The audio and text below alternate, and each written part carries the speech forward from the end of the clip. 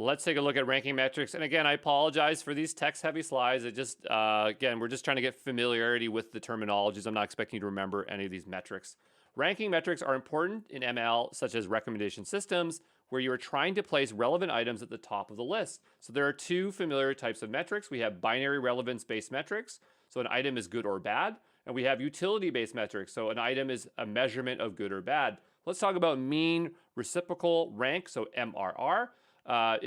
So the question is measures where is the first time. So it's simple, fast, and easy. Focuses on the first time. If you want a list, it's not a great option. If you want, let's talk about mean average precision, so MAP.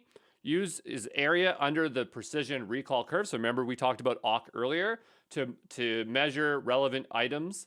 Good at giving generally relevant lists. If you need a fine-grained list like 1 to 5 stars, not a great option. So then we have normalized discounted cumulative gain. So NDCG measures a list of relevant items but can determine graded relevant values, can determine relevant items and are more relevant than other relevant items. It's complex, slow, hard.